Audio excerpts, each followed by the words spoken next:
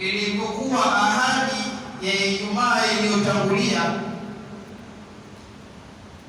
kwamba leo inshallah taala tutajaribu kukamilisha yale ambayo kwamba tuliyabakisha katika Ijumaa iliyopita. Toba katika Ijumaa iliyopita, kwa kuwa huu ni mwezi wa Rajab kama tulivyosema, na hasba riwayat, mwezi huu au tarehe 27 ya mwezi huu wa Rajab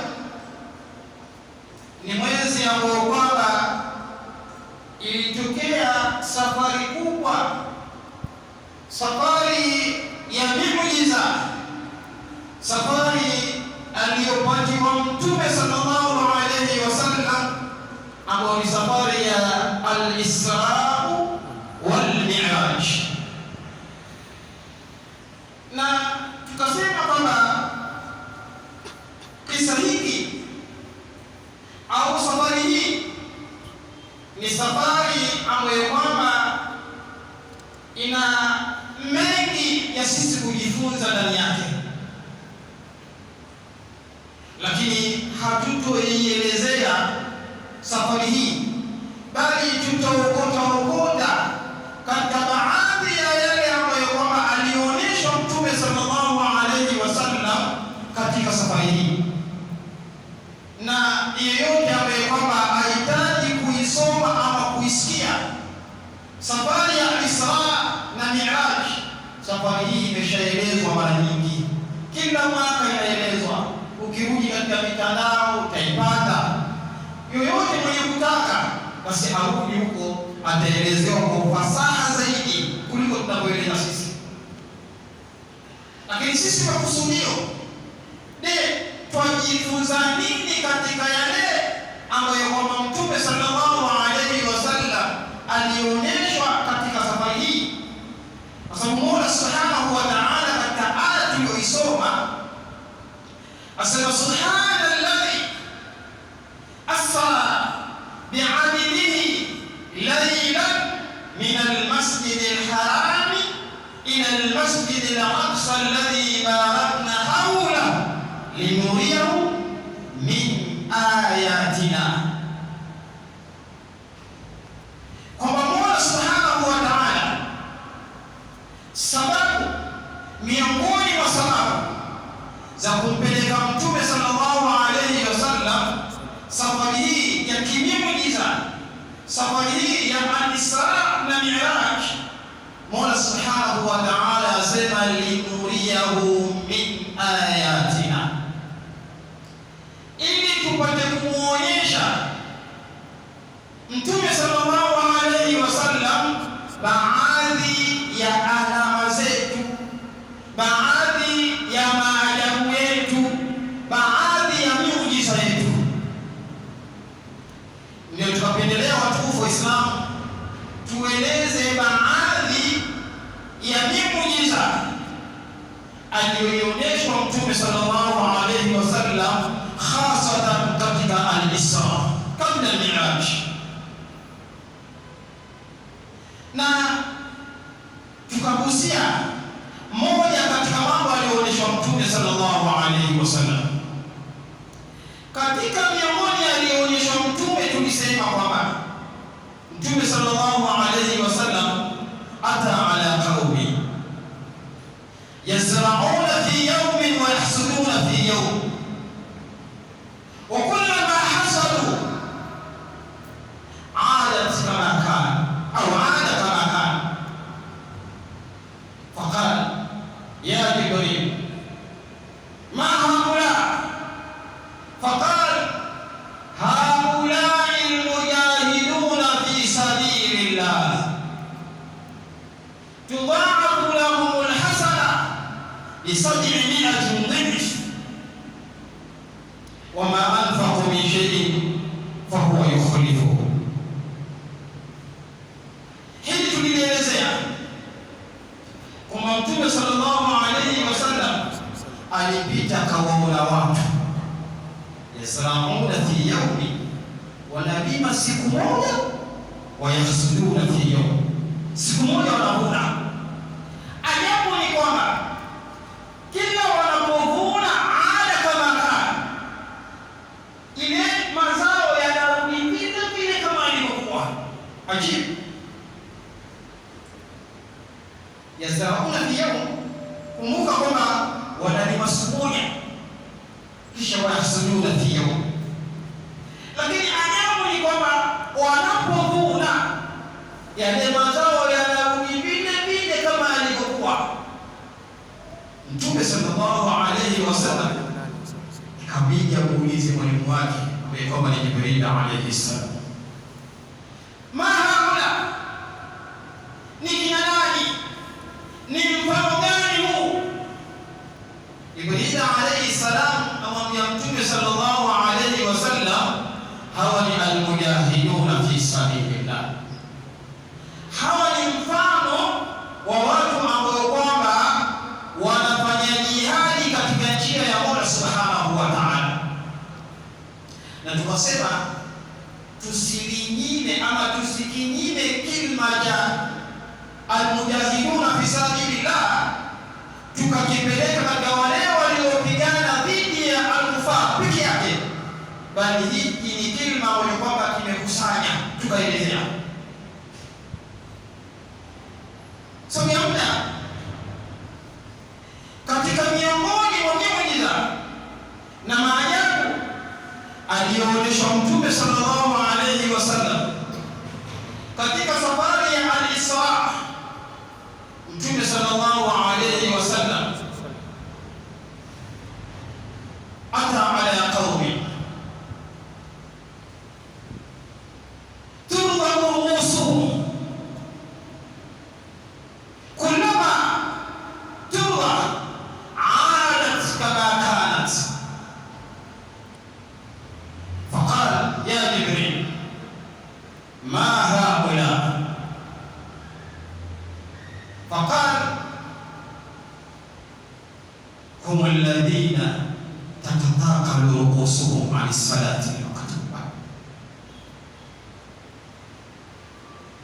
Mtume alipita akawaona watu tudhahu ruqusuhum, vichwa vyao vinapondwa. Allahu akbar, watu vichwa vyao vinapondwa kwa jinsi unavyofahamu kuponda.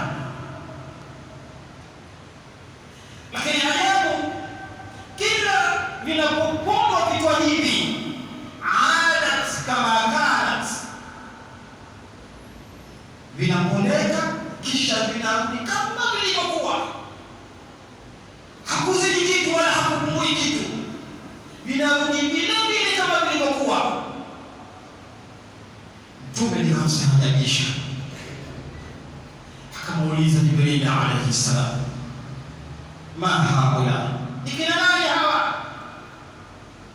Adhabu kubwa wanaoipata ni mfano gani ya Jibril? Huu ni mfano gani Jibril? Jibril kama mwalimu amwambia Mtume sallallahu alayhi wasallam, hawa ni watu ambao kwamba tatadhakaru ruqusuhum ani salati maktubati. Hawa ni watu ambao kwamba walikuwa ni wazito kuziswali au kuzitekeleza swala tano za faradhi. Ni watu ambao kwamba walikuwa ni wavivu kuzitekeleza swala tano. Huo ndio mfano wa adhabu ya watu hao. Kwa siku ya Kiyama vichwa vyao vitapondwa, lakini kila vinapopondeka vinarudi kama vilivyokuwa, vinapondwa tena. Allahu akbar. Angalia hatari Uislamu ya kuipuzia swala, hasa as-salawatu al-maktuba, swala za faradhi. Hii ndio adhabu ambayo kwamba tumeangaliwa, ndugu zangu Waislamu, kuipuza swala. Sababu ya kuipuza swala au ya kuitoi swala, adhabu yake ndio hii. Nani atakwenda himili adhabu kiasi hii? Nani miongoni mwetu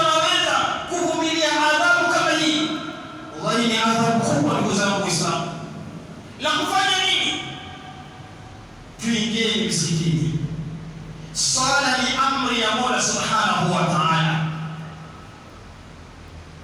Kama unamjua Mola au unamjua Mwenyezi Mungu Subhanahu wa Ta'ala, basi yeye Mola ambaye kwamba amekuumba wewe, Mola ambaye kwamba hakuruzuku wewe, Mola ambaye kwamba amekupa afya, yote unayofanya, pumzi unayovuta, yeye ndiye amekupatia Mola Subhanahu wa Ta'ala, na yeye ndiye aliyekuamrisha usujudie.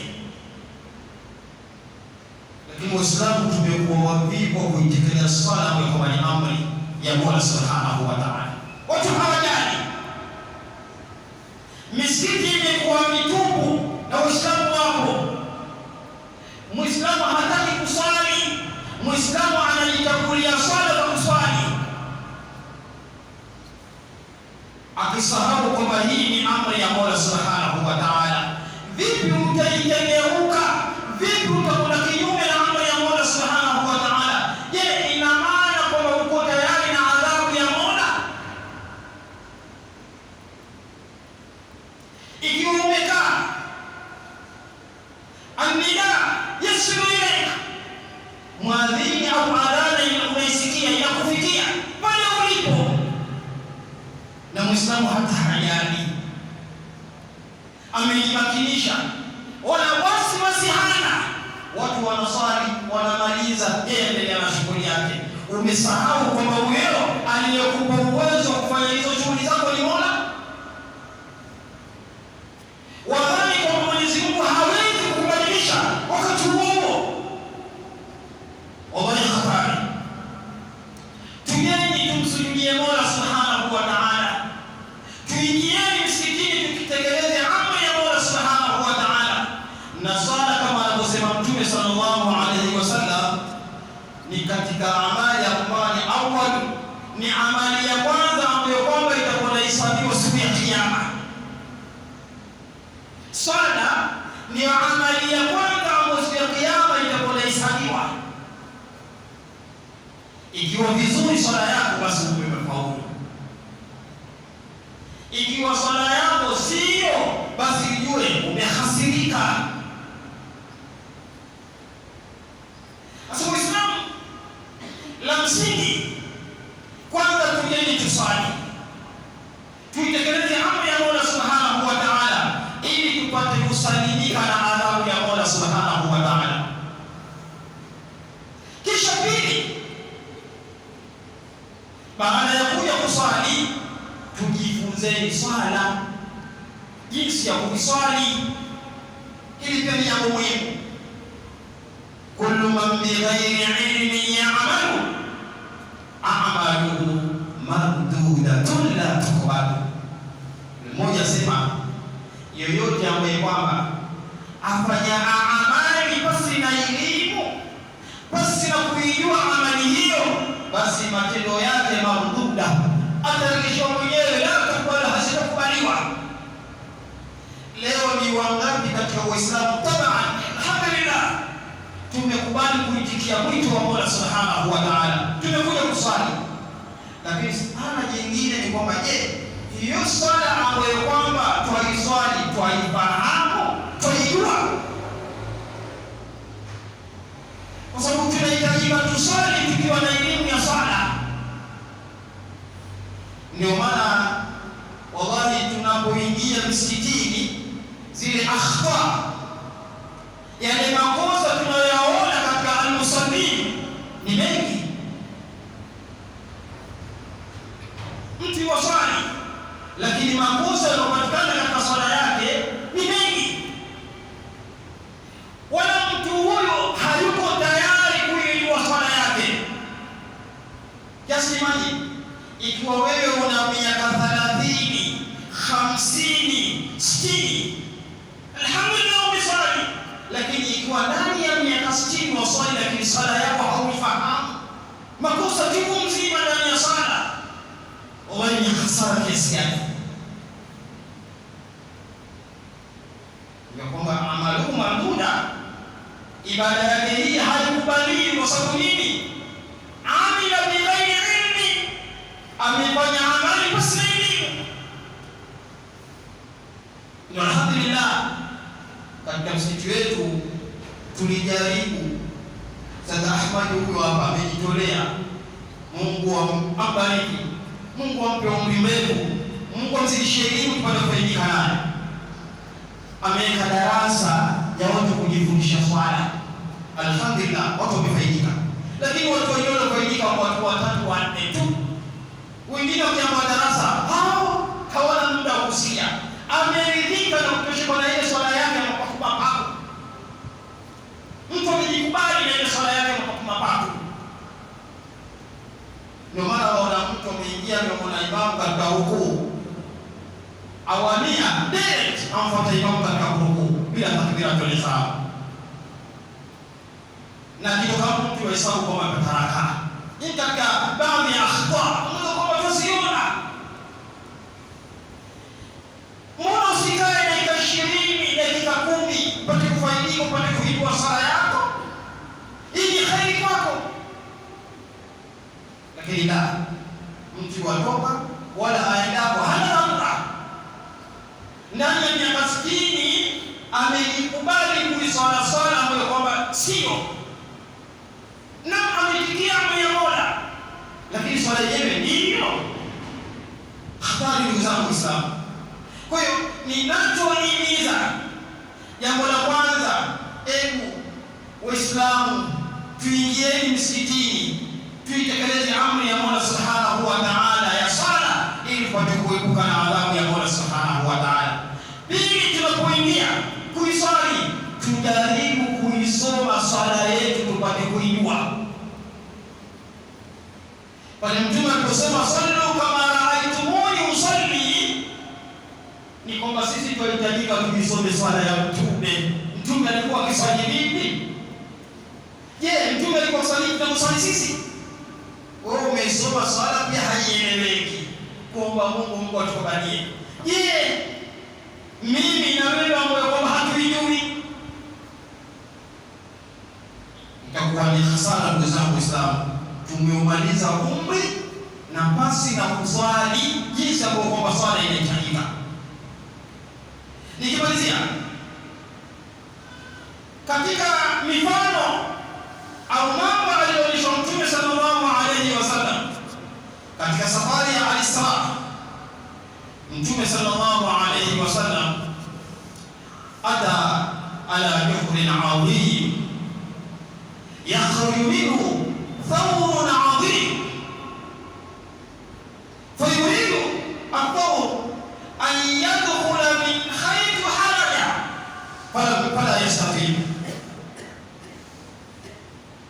Mtume sallallahu alayhi wasallam alipita akaona shimo kubwa,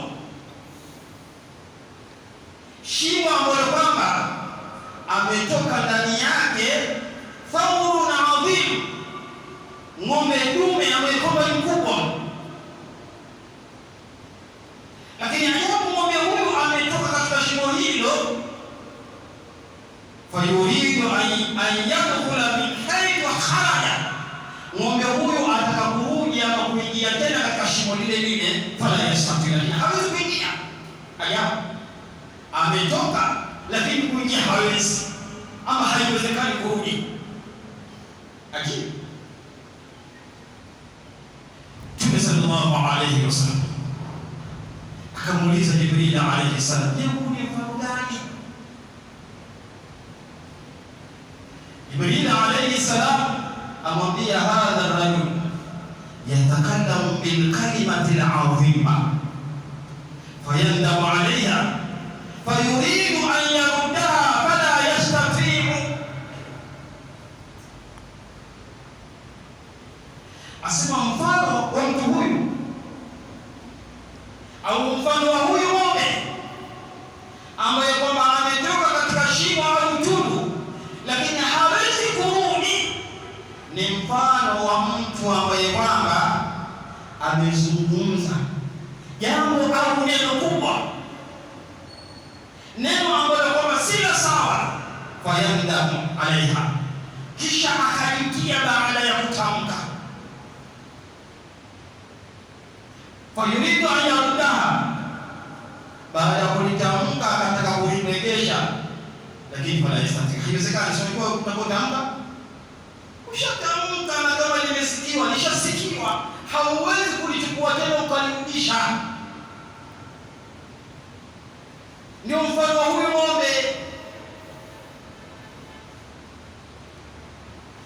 Tamko unapolitamka, ushalitamka, hauwezi kulirudisha. Basi ikiwa ni tusi ushalitoa, ndio hivyo.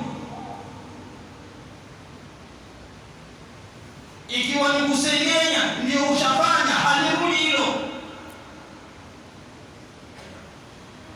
Sasa huu ni mfano wa watu hao ambao kwamba hawatungi midomo yao au ndimi zao, wanatamka lolote litakalokuja njiani au karibu na litamka, liwe zuri liwe baya. Ikiwa ni zuri fahala wa sala, lakini ni watu ambao kwamba hawachagui la kuzungumza. Wanazungumza mambo ambayo kwamba au maneno ambayo kwamba si mazuri, baadaye yanaleta maafa makubwa.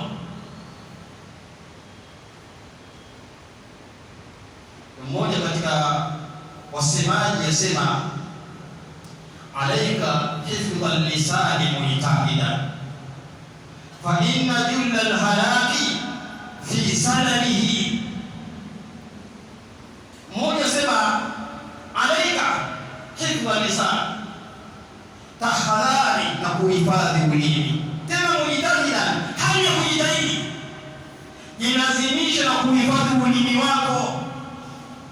Fa inna julla alhalaki fi salamihi, hakika maangamivu mengi yapo katika kuteleza ulimi. Ule kuteleza ulimi ndio kusababisha maangamivu mengi, maafa mengi. Na kweli ni ndoa ngapi zimeharibika kwa sababu ya ulimi? Ni nchi ngapi zimeingia katika vita sababu ni ulimi? Ni wangapi waliogombana sababu ni ulimi? Kwa hiyo ulimi ndio sababu ya maangamivu. Chanzo na mwanzo wa yote ni ulimi. Watu wanaanza kutamka kisha wanapigana, watu wanaanza kutukanana kisha vita. Ulimi ndio chanzo. Sasa mshairi anasema, alaika hifdha lisani mujtahidan, jilazimishe na kuhifadhi ulimi. Tena kujitahidi, haja kujitahidi, jaribu kiasi unachoweza kuhifadhi ulimi wako ili usisababishe maangamivu. Na huu ndio mfano alioonyeshwa Mtume sallallahu alaihi wasallam. Na masala ya kuzungumzia ulimi au maneno ambayo kwamba tunahitajika kuzungumza, masala haya masala muhimu. Muislamu anahitajika aangalie lipi la kutamka, si kutamkie tu.